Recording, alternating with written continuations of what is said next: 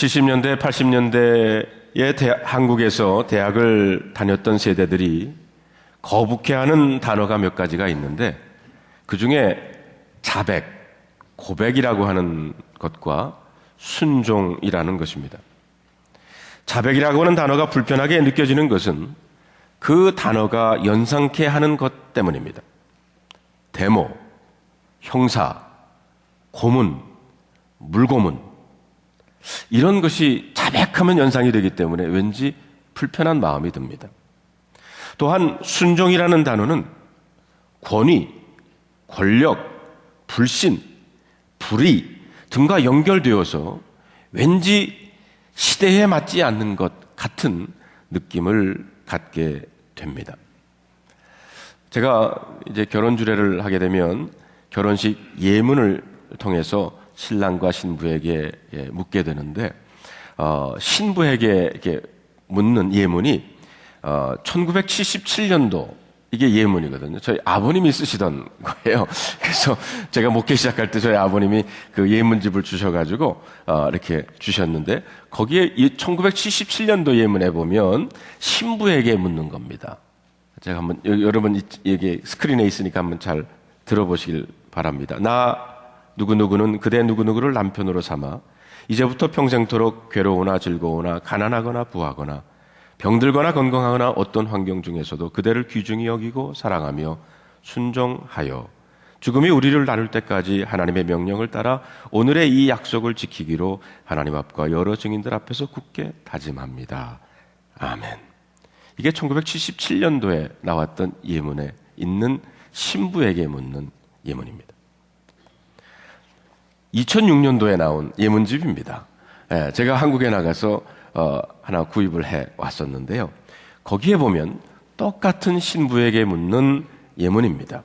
나 누구누구는 그대 누구누구를 남편으로 맞아 이제부터 평생토록 즐거우나 괴로우나 부할 때나 가난할 때나 병들거나 건강하거나 어떤 환경 중에서도 그대를 귀중히 여기고 사랑하며 하나님의 거룩한 명령에 따라 죽음이 우리를 나눌 때까지 이 약속을 지키기로 하나님 앞과 여러 증인들 앞에서 서약합니다.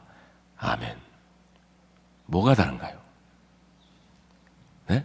순종하며 라고 하는 단어가 2006년대 판에는 빠졌습니다. 자, 그런데요, 기독교 신앙이란 한마디로 예수님을 그리스도로 믿고 그분을 따르는 겁니다. 예수님을 개인적으로 만나 그분을 주로 자백하고 고백하는 사람들은 누구나 그분의 말씀에 순종하며 살아갑니다. 그렇기 때문에 기독교 신앙은 순종에서 시작을 해서 순종으로 끝난다 해도 과언이 아닙니다. 순종이란 그분에게 yes, 예라고 대답을 하는 겁니다. 그러나 막상 주님의 말씀에 순종하려고 하면 그것이 그렇게 쉬운 일이 아님을 알 수가 있습니다. 왜냐하면 순종은 말이 아니라 행동이기 때문입니다. 주님의 말씀을 머리로 이해하는 것은 그렇게 어렵지 않습니다. 그러나 그 말씀에 이해하고 순종하고 그 말씀을 따라 사는 것은 어려운 일입니다. 분명한 것은 하나님은 언제나 순종하는 자를 통해 일하신다는 것입니다. 자기 고집과 자기 생각대로 살겠다는 사람을 하나님은 쓰신 적이 없습니다. 우리가 하나님을 경험하고 하나님의 놀라운 역사에 동참하려면 무엇보다 먼저 순종부터 시작해야 합니다. 말씀드린 것처럼 요즘 현대인들에게는 이 순종이라는 말이 별로 달갑지 않은 말입니다. 개인의 자유를 강조하는 세대들에게는 순종이라는 말이 상당히 부정적인 이미지로 비추어지고 있다는 것입니다. 순종과 비슷한 말로 순응, 항복, 복종, 굴복 등이 있습니다. 이런 단어들은 어떤 실패를 암시하는 것들 같습니다. 구속에 몰려 어쩔 수 없이 내리는 결정, 정복당한 자가 정복자에게 양보를 의미하는 것 같습니다. 그러니 누가 순종을 좋아하겠습니까? 성경 말씀에 분명히 되어 있는데도 예문에는 이제 빠지게 된 겁니다. 독립적이고 자존심이 강한 사람들에게는 이 순종이라는 단어는 더더욱 매력이 없는 말입니다. 그래서 요즘 젊은 사람들은 순종하라고요? 어림없는 소리 마십시오. 내 인생은 내가 알아서 하고 내가 알아서 하나님을 이룰 테니 자꾸 순종하라고 강조하지 마십시오. 나도 나 나름대로 생각이 다 있는 사람입니다 라고 말합니다. 대부분의 그리스도인들 열심히 신앙생활 하면서도 어려움을 겪는 부분이 바로 이 부분이 아닌가 저는 생각을 해봅니다. 그러나 하나님의 관점에서 볼 때 순종은 절대로 부정적인 의미가 아니라는 겁니다. 하나님께 순종하는 것은 자기 혼자 자기 생각대로 살지 않고 하나님을 인정하며 살겠다고 하는 뜻입니다. 하나님은 창조주이시고 전능하신 분이십니다. 우리가 순종하는 것은 바로 이런 하나님을 인정하자는 것입니다.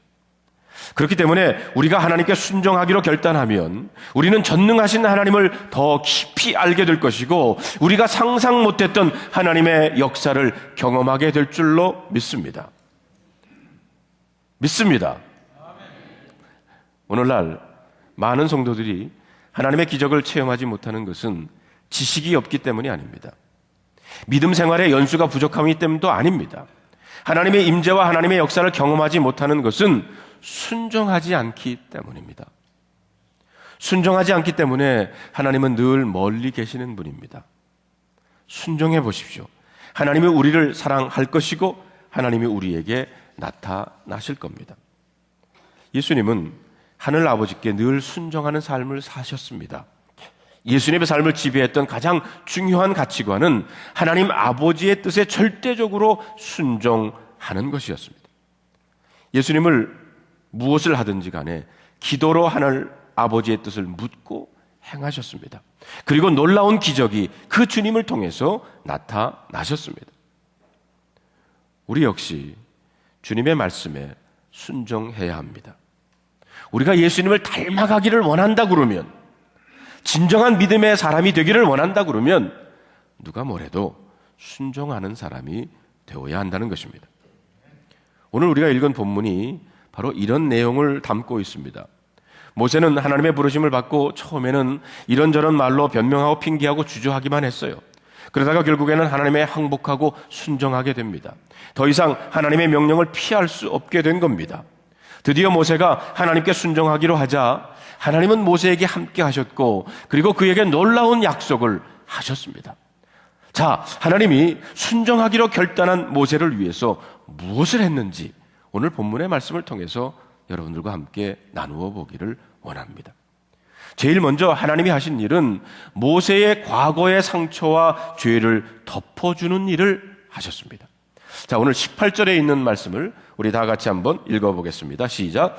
모세가 그의 장인 이드로에게로 돌아가서 그에게 이르되 내가 애굽에 있는 내 형제들에게로 돌아가서 그들이 아직 살아있는지 알아보려 하오니 나로 가게 하소서. 이드로가 모세에게 평안히 가라 하니라. 여기에 보면 모세는 애굽으로 돌아가는 이유를 애굽에 있는 이스라엘 자손을 구원하기 위해서 간다고 말하지 않습니다.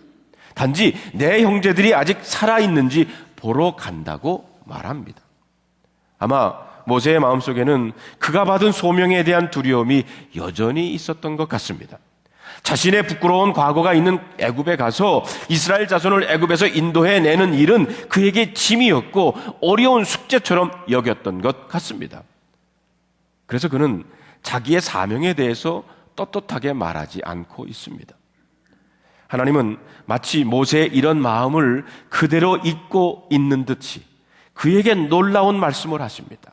19절에 있는 말씀을 보니까 여호와께서 미디안에서 모세에게 이르시되 애굽으로 돌아가라. 내 목숨을 노리던 자가 다 죽었느니라. 내 목숨을 노리던 자가 다 죽었다. 이 말은 놀라운 말입니다. 어떤 분은 이 말씀이 뭐가 그리 중요합니까? 이렇게 말할지는 모르지만 저는 이 말씀을 묵상하면서 하나님의 세심한 배려를 보게 됩니다. 한번 생각해 보십시오. 다시 애굽으로 돌아가는 모세에게 있어서 가장 걸림돌이 되는 것이 무엇입니까? 그것은 바로 40년 전에 저질렀던 살인사건이었습니다. 하나님께 묻지 않고 자기 힘으로 해보려다가 저질렀던 치명적인 실수였습니다. 어쩌면 모세는 만약 내가 애굽으로 갔을 때 누군가가 많은 사람들 앞에서 나를 살인자라고 몰아붙인다면 그때 어떻게 견딜 수 있을까? 이런 생각을 했을런지도 모릅니다.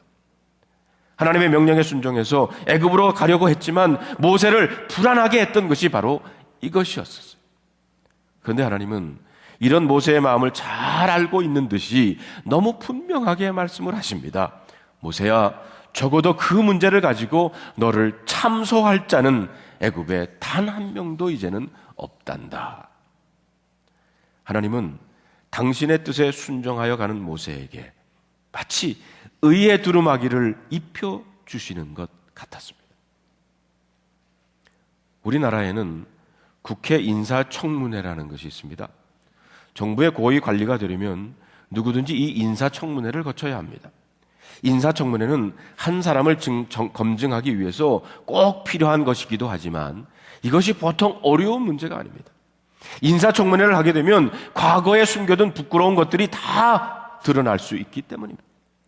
어떤 분은 총리로, 국무총리로 부름을 받고 인사청문회를 하는 과정에서 과거의 잘못이 드러나는 바람에 총리직도 받지 못하고 지금까지 쌓아놓았던 모든 명성도 하루아침에 다 잃어버린 분도 있습니다. 우리가 다 알다시피 마귀는요, 참소자입니다. 지금도 악한 마귀는 하나님의 일을 하려는 종들의 허물을 들춰내가지고 정죄합니다. 죄책감에 빠져 하나님의 일을 못하도록 방해를 하는 겁니다. 그렇기 때문에 어떤 사람에게는 과거의 일이 올무가 될 수가 있어요. 과거에 지은 죄가 또 과거의 아픈 상처가 하나님의 일을 하는데 방해가 될 수 있다는 겁니다. 그래서 하나님은 모세의 과거의 죄가 그의 사역에 올무가 되지 않도록 그의 죄를 씻어주시고 담대하게 하나님의 일을 하도록 배려하신 겁니다. 아픈 상처나 죄가 없어지는 것은 단순히 시간이 오래 지나면 저절로 해결되는 것이 아닙니다. 40년이 지나 공소시효가 끝났기 때문에 저절로 모세의 과거의 죄가 해결되는 것이 아니라는 것입니다. 죄의 문제를 해결하실 수 있는 분은 오직 창조주 하나님밖에는 없습니다. 우리 죄를 사하시는 분은 하나님밖에는 없다는 것입니다. 하나님이 용서하셔야 합니다. 하나님은 모세의 순종을 보시고 이제 그의 죄를 덮어주셨다고 말씀하신 겁니다. 마찬가지로 하나님은 저와 여러분들의 죄에서 구원하시고 의롭다고 하신 줄로 믿습니다. 그것을 칭의라고 합니다. 하나님이 우리를 의롭다고 하신 것은 하나님이 우리에게 주신 놀라운 구원의 선물입니다.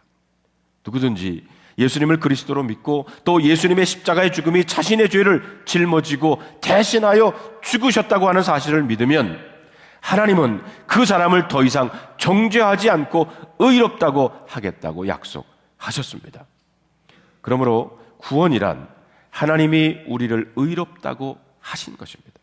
더 이상 정죄하지 않고 더 이상 심판하지 않겠다는 겁니다.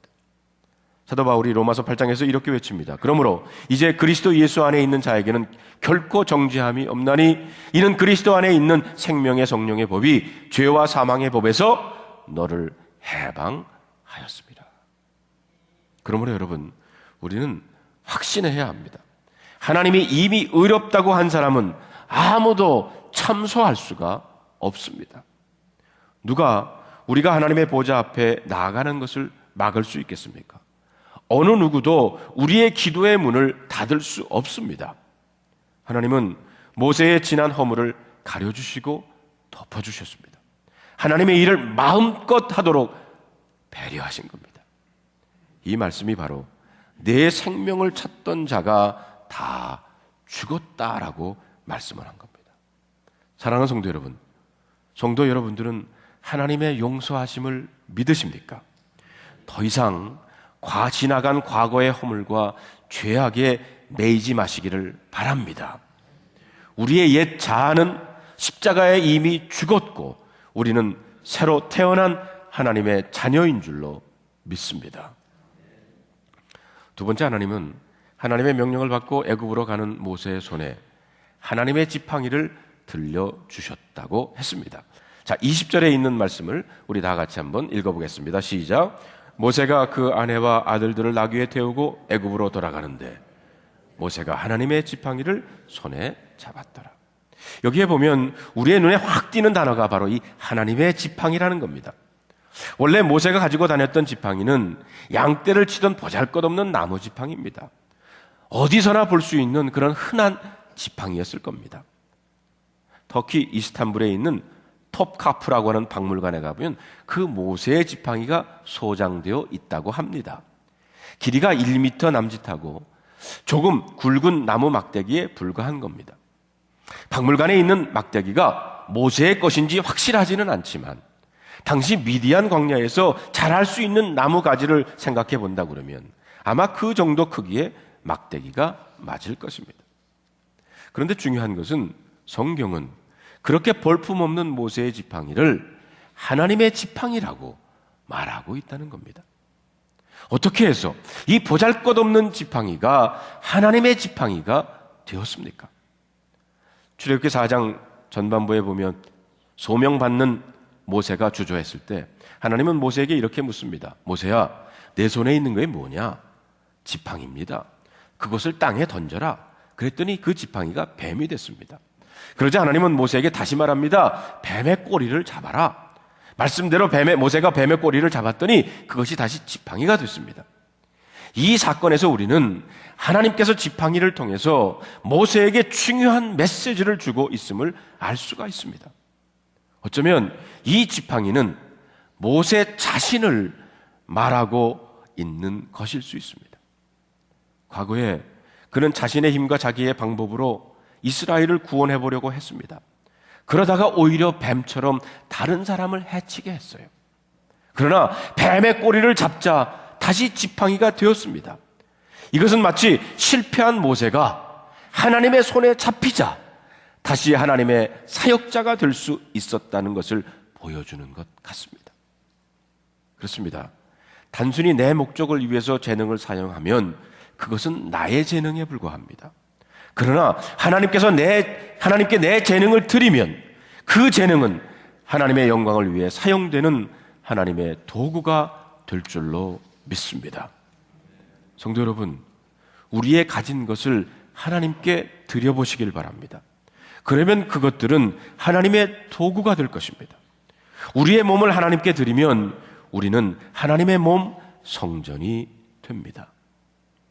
그런데 많은 사람들은 하나님을 위해 사용하기를 주저합니다. 그냥 내 집이라고 생각합니다. 그냥 내 차라고 생각합니다. 그냥 내 돈이라고 생각합니다. 그냥 내 것입니다. 내 재능, 내 몸이라고 생각합니다. 만약 그렇다면 그것은 마른 막대기에 불과합니다. 그것은 죽은 거예요. 그러나 우리가 그런 것들을 하나님께 드리면 그것은 하나님의 지팡이가 될 수 있습니다. 누가 내 인생의 주인인가? 나는 누구의 것인가를 아는 것 참 중요합니다. 내가 움켜쥔다고 다 내 것이 될 것이라는 것은 착각이에요. 우리의 시간도, 우리의 건강도, 우리의 사업도 다 주님의 것입니다. 우리가 계속해서 성경을 보면 모세의 지팡이는 이제 하나님의 능력을 나타내는 도구로 쓰임을 받기 시작합니다. 볼품없는 막대기에 불과하지만 이 지팡이를 내밀자 홍해가 갈라집니다. 이 지팡이로 반석을 치자 바위에서 샘물이 솟아납니다. 자, 21절에 있는 말씀을 우리 다 같이 한번 읽어보겠습니다. 여호와께서 모세에게 이르시되 내가 애굽으로 돌아가거든 내가 내 손에 준 이적을 바로 앞에서 다 행하라. 그러나 내가 그의 마음을 완악하게 한즉 그가 백성을 보내 아니하리라. 보십시오. 여기에 나오는 내 손에 준 이적, 무엇을 말하는 겁니까? 바로 이 지팡이를 잡고 행할 하나님의 기적을 말하는 겁니다. 모세의 지팡이가 기적의 도구가 되었다는 말입니다. 어쩌면 당시의 모세는 그저 볼품없는 막대기에 불과했습니다. 장인의 양을 치던 미디안 광야의 목자였고 나이가 80세나 된 노인이기도 했습니다. 자기 힘으로는 이스라엘 자손들을 애굽에서 인도하는 큰 일을 당연히 할 수 없었습니다. 그러나 모세가 하나님의 말씀에 순종하기로 하자 하나님은 그를 들어 누구도 상상할 수 없는 놀라운 일을 행하기 시작하십니다. 모세는 더 이상 볼품없는 인생이 아니라 하나님께 사용되는 하나님의 지팡이가 될 수 있게 하셨다는 것입니다. 그러므로 여러분, 하나님께 드리는 것이 중요합니다.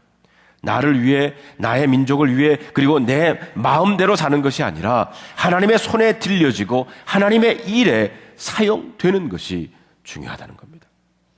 그렇기 때문에 하나님께 순종하는 것은 마른 막대기와 같은 자신의 인생을 하나님의 능력의 손길에 맡기는 일대 사건을 의미하는 겁니다. 우리가 하나님께로 인생을 조정하고 순종하기 시작하면 더 이상 마른 막대기가 아니라 하나님의 지팡이가 될 줄로 믿습니다. 그런데 우리는 오늘 본문에서 참 이해하기 어려운 한 사건이 일어나는 것을 볼 수가 있습니다. 24절의 이하에 보면 모세가 하나님께 순종해서 애굽 땅으로 가고 있는 도중에 이상한 사건 하나가 발생을 합니다. 자, 24절에 있는 말씀을 다 같이 읽어보겠습니다. 시작. 모세가 길을 가다가 숙소에 있을 때에 여호와께서 그를 만나서 그를 죽이려 하신지라. 하나님은 당신의 말씀에 순종해서 애굽으로 가는 모세를 죽이려고 하셨습니다. 왜 그랬을까요? 사무엘하 6장에 보면 이와 비슷한 사건 하나가 나옵니다. 바로 다윗이 하나님의 언약궤를 다윗성으로 옮기다가 우사와 아효가 죽은 베레스 우사의 사건이었었어요. 이 말씀도 참 이해하기가 어려운 말씀입니다. 다윗이 하나님을 사랑해서 버려져 있던 하나님의 언약궤를 다윗성으로 옮겨오고 있는데 갑자기 제사장 둘이 죽는 사건이 일어난 겁니다. 왜 그랬을까요? 그것은 하나님이 다윗에게 할 말이 있으셨습니다. 이스라엘의 왕이 되고 큰 나라를 만들어 나가면서 잘 나가는 다윗에게 너무 중요한 메시지를 주기를 원하셨던 겁니다. 무슨 메시지입니까? 그것은 바로 하나님의 말씀대로 순종하는 것이 그 어떤 것보다 중요하다는 것을 알려주시기를 원했습니다.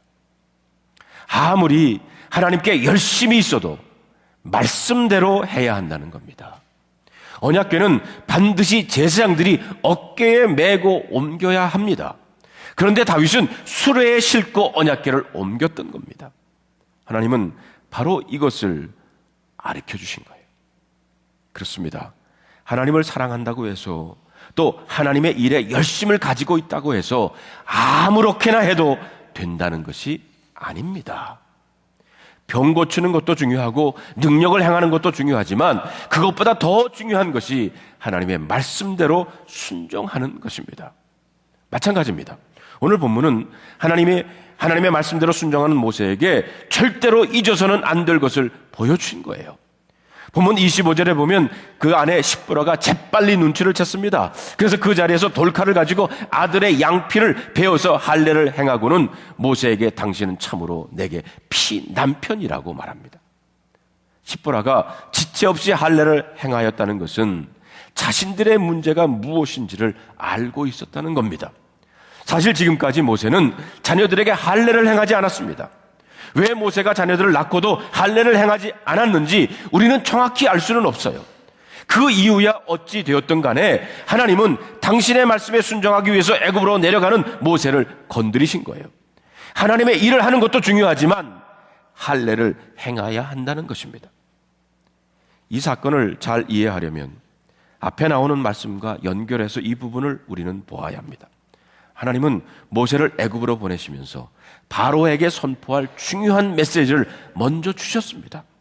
22절과 23절에 있는 말씀을 우리 다 같이 한번 읽어보겠습니다. 시작. 너는 바로에게 이르기를 여호와의 말씀에 이스라엘은 내 아들 내 장자라. 내가 네게 이르기를 내 아들을 보내어 나를 섬기게 하라 하여도 내가 보내주기를 거절하니 내가 내 아들 내 장자를 죽이리라 하셨다 하라. 여기에 보면 하나님은 애굽의 노예였던 이스라엘 자손을 내 아들, 내 장자라고 하십니다. 그리고 그들을 애굽에서 건져내어서 하나님을 섬기도록 하겠다는 겁니다. 그러나 바로가 하나님의 장자를 내보내기를 거절하니까 바로의 장자는 죽이겠다고 하신 거예요. 무슨 말씀입니까? 하나님의 장자 이스라엘 자손들은 결국 해방될 것입니다. 반면에 바로의 장자는 죽을 것이라는 거예요. 똑같이 애굽에 죽음이 임했는데 바로의 장자는 죽고 하나님의 장자인 이스라엘은 구원을 받게 됩니다. 두 백성의 운명이 분명히 나누어지게 될 것입니다. 그렇다면 여러분, 이스라엘 자손이 어떻게 하나님의 장자가 되었습니까? 이스라엘 자손이 애굽 사람보다 나은 것이 있습니까? 아닙니다. 그들은 노예에 불과했어요. 그럼에도 불구하고 이스라엘 자손이 하나님의 백성이 된 것은 하나님이 그들의 조상 아브라함에게 주신 약속 때문입니다. 그리고 그 언약의 표시가 바로 할례입니다. 그래서 모든 이스라엘 자손은 하나님의 백성이라는 표시로 반드시 할례를 받아야 했습니다. 여러분, 언약의 백성이 된다는 것, 하나님의 장자가 된다는 것이 얼마나 중요합니까? 그런데도 모세는 그때까지 자녀들에게 할례를 행하지 않았어요. 하나님의 언약을 대강 생각한 것입니다. 어쩌면 그의 아내 십보라 역시 할례를 하찮은 것으로 생각했을런지 모릅니다. 남편을 보니까 실패한 사람 아닙니까? 남편이 받은 할례가 아무것도 아닌 것처럼 보였을 수도 있습니다. 그래서 할례를 행하지 않았습니다. 그런데 문제는 하나님은 소중하게 생각하고 있는 것을 그들은 하찮게 생각했다는 것입니다. 이게 문제예요. 하나님은 바로 이 부분을 건드리신 겁니다. 반드시 해야 할 하나님 백성이라고 하는 표시 할례를 그냥 잊고 지나가지 말라고 모세를 막아선 겁니다. 요즘 우리 역시 중요하고 소중한 것을 하찮게 여기는 경향이 있습니다. 모세가 할례를 그냥 지나쳤듯이 그냥 지나치는 것들이 있습니다. 그 중에 하나가 예배입니다. 우리는 예배를 소중히 여겨야 합니다. 매주일 드리는 주일 예배라고 소홀하게 여기면 안 됩니다. 또 우리가 하나님의 것, 11조를 드리는 것도 하찮게 여겨서는 안 됩니다. 얼마 전에 어느 집사님이 그런 말씀을 하세요. 돈 쓸 일이 너무 많은데 11조를 하면 분명히 마이너스가 될 것 같아서 불안해서 11조를 드리지 못하고 그 11조를 그냥 통장에 집어넣었다는 거예요. 그런데 마음이 오히려 불편하다는 거예요. 어느 날 기도를 하는데 이건 아닌데 라는 생각이 나서 그냥 하나님께 바쳤더니 그의 마음이 편안해졌다는 것입니다. 그래서 이런 말씀을 드렸습니다. 집사님, 제가 어느 목사님에게 들었는데 사실 모든 사람들은 다 11조를 한다고 합니다. 11조를 하지 않는 사람은 아무도 없대요. 단지 11조를 어디다 하느냐 다를 뿐입니다. 어떤 사람은 하나님께 11조를 내서 복을 받지만 어떤 사람은 하나님께 드리지 않고 있다가 갑자기 아파가지고 병원에다가 11조를 하는 사람도 있고요. 어떤 사람은 사고가 나가지고 보험회사에다 11조를 하는 사람도 있고 어떤 사람은 도둑이 가지고 가고 어떤 사람은 자녀들이 사고를 쳐서 나간다는 겁니다. 11조는 하나님의 것이라고 분명히 말라기서에 말했는데 하나님이 반드시 가지고 가십니다. 그러니 그냥 기쁜 마음으로 드리세요. 하나님이 우리의 삶을 책임져 주실 겁니다. 혹시 여러분들은 매주 반복되는 예배이고 한 달에 한 번 드리는 성찬식이고 11조는 누구나 하는 것이고 기도는 언제든지 할 수 있고 별로 중요하지 않은 것 같습니까? 혹시 전도하는 일, 서로 용서하고 사랑하는 것 하찮은 일처럼 느껴지십니까? 아닙니다.